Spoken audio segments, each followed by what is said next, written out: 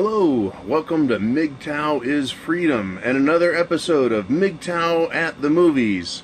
I'm John, host of Mgtow is Freedom. Welcome. I watched a couple of scenes from a movie called How to Lose a Man in 10 Days or something like that. I made it a few scenes and nixed it, right? Very interesting. You can watch chick flicks and learn. You can learn Mgtow lessons. I actually would recommend men watch those movies because women love those movies. They love the chick flicks and they love to emulate them. You can see feminist propaganda just oozing from every pore in those movies. Learn your lessons, men. You gotta go to school, and sometimes no one likes school. School just isn't fun. But I don't want to go into a chick flick. I want to go into a man flick. Back in the 80s, a movie was made by John Carpenter called They Live.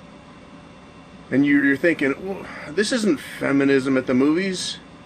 No, it really was. There was a lot of feminism in that movie, and we're going to talk about it here.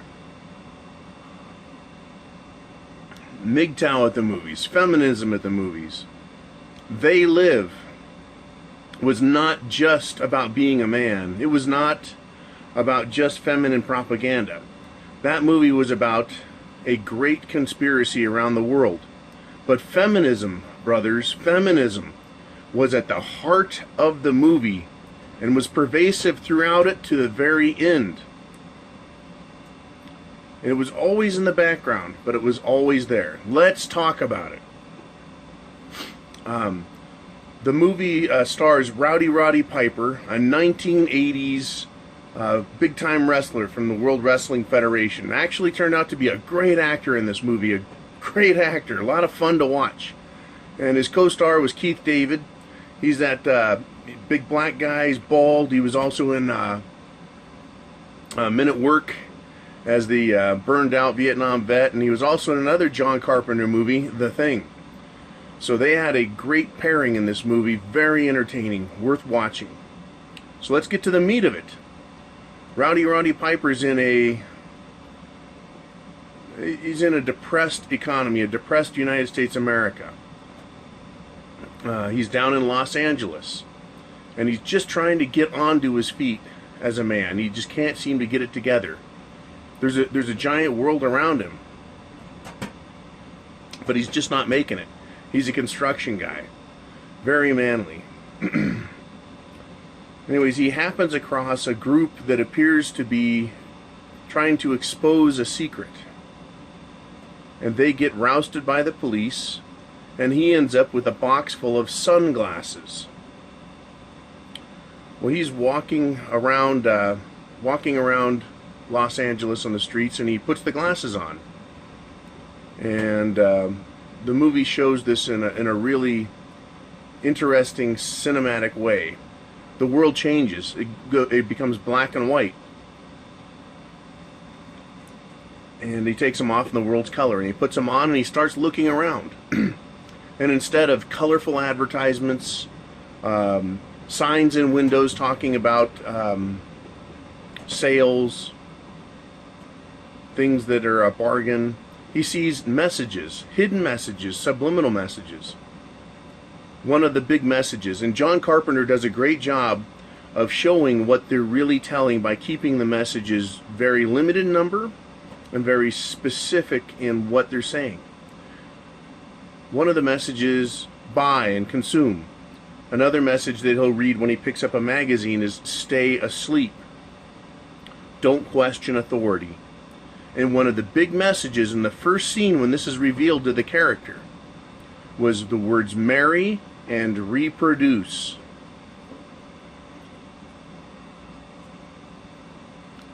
We're given very few messages in life when we read between the lines and we see what it says.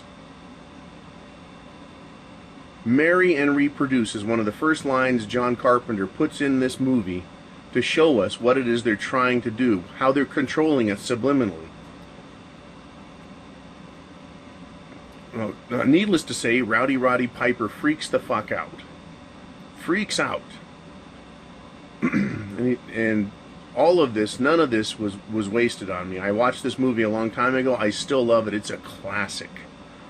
But there are other examples where feminism and women are being used by this alternate society, this alternate way of thinking that is effectively destroying culture, destroying society. And it was marvelously done. I'm going to give you another example. As a Mgtow at the movies, I look for this sort of thing.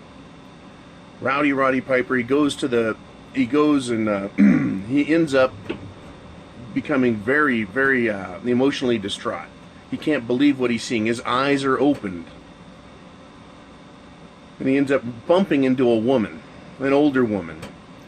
And she gets snotty with him. Now, this is a Mgtow moment for the character. Rather than saying, excuse me, and going about his way, he looks at her face, and she's one of these alien types.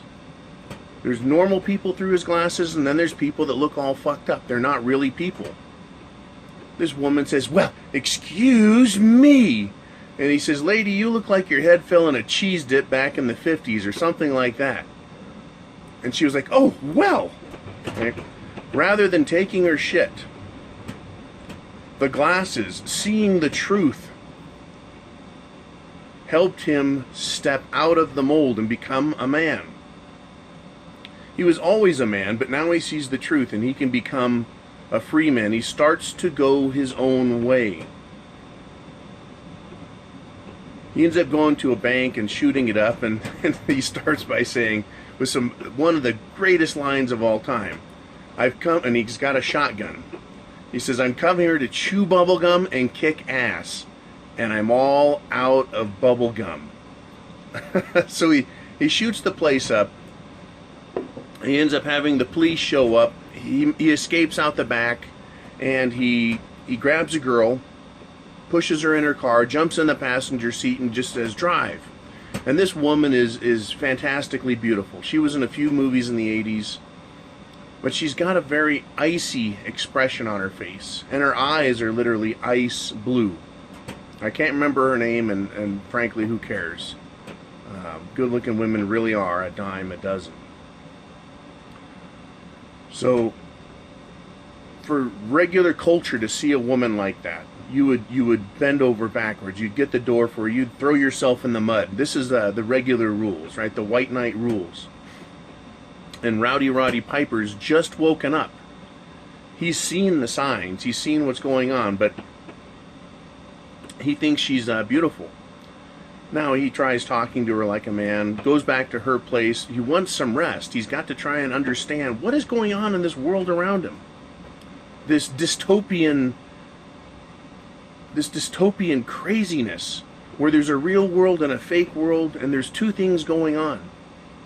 Well, I can tell you what's going on is there's the world we're presented with, and then there's the world that the agenda is creating and controlling and how they benefit from it. And feminism makes its play in the marry and reproduce. That controls men. They want them to stay asleep and consume. The woman who gets snotty with him. And another one is standing there, and they speak through their watches, on their little wristwatches. She says, we have one that can see. Right? And it's a woman saying that. They don't like the fact that as Mgtow, we can see them. And he hears the one, and he tells her head fell in a cheese dip. Oh, wait, that was one in the store. It doesn't matter. It's all the same. He looks at another one who's in the mirror, and she's trying to look all pretty, and he says, lady, that's like putting perfume on a pig. And it really is. They think they're pretty, but when you can see them for what they really are incredibly vile and ugly creatures. So let's catch back up in the story. Rowdy Roddy Piper is in this woman's house. He is only trying to get some rest. And then he reaches out and tries to teach her. He says, put on these glasses, you're going to see the truth. Basically saying, open your eyes, woman, to see the truth. What does she do? She waits for the exact second he's not looking and brains him across the head with a bottle of wine, knocks him through the window and down a cliff. That's what happens to men when you turn your back on a woman, when you've seen the truth, and they know you've seen the truth. They will fuck you up.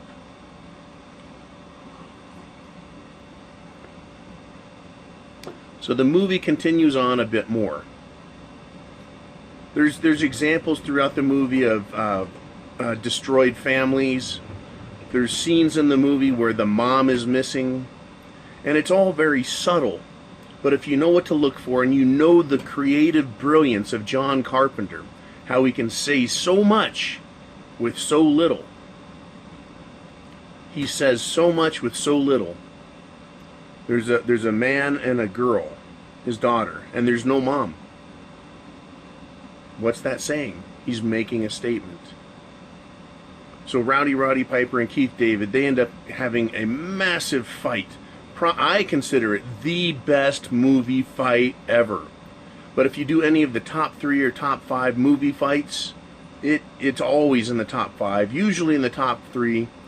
And I think it should be number 1. It is a great, prolonged movie fight between Roddy Piper and Keith David. And what he's trying to do is get Keith to open his eyes. This is his brother. Right? This is his friend. This is a guy that cares. He's passionate. He's manly. They're both fucking macho. And they get into this fight. And it goes long beyond being perfunctory as a fight. And it really shows the struggle between men to help them see, and the willingness that they have to give to each other. And that they have anger, and they have strength and power, and they have resolve.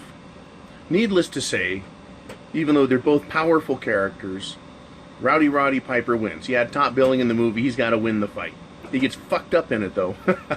But Keith David puts the glasses on. Then he sees this dystopian empire and its control. And something about his character also that has to do with Mgtow is he's got a wife and a family somewhere else in the country. But he's out in LA trying to make money to support them. It's showing the disconnect between how hard he works and how disconnected his family is from him. Doesn't understand him. You know, but he talks about in the movie about how he's got to keep his job and he doesn't want to get involved in anything. He's going to keep his head down and he's just going to make money.